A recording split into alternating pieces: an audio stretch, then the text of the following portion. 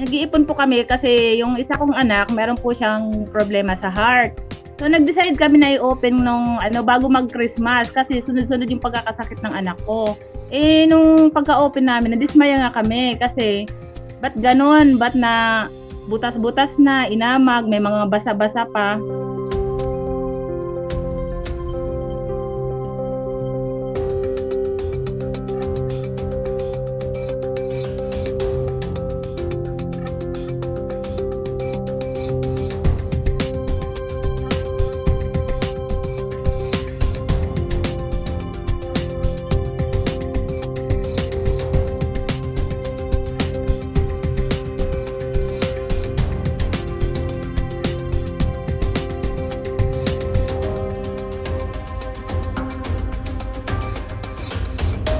Pagka lalagay namin ng pera, tinatakpan din po namin ng scotch tape.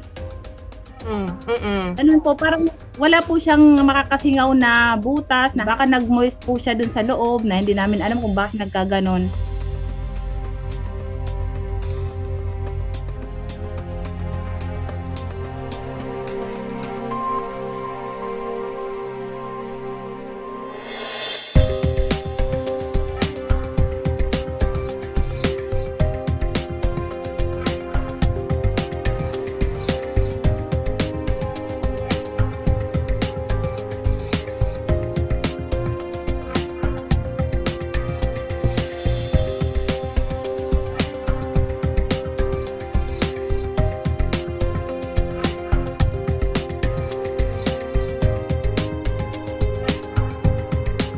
Nasunog daw po yun. Kung nasunog yan, edi dapat lahat sunog.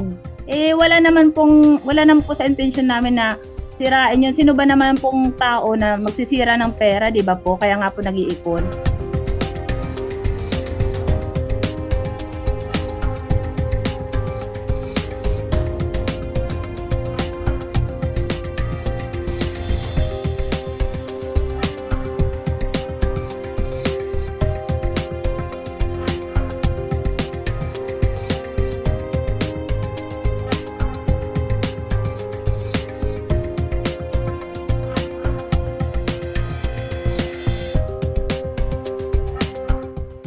So, kung mag-iipon po tayo, siguraduhin po natin yung pag-iipunan natin ay nasa safe po siya. Kaya mas mabuti na rin po ilagay natin sa tamang sa bangko po. At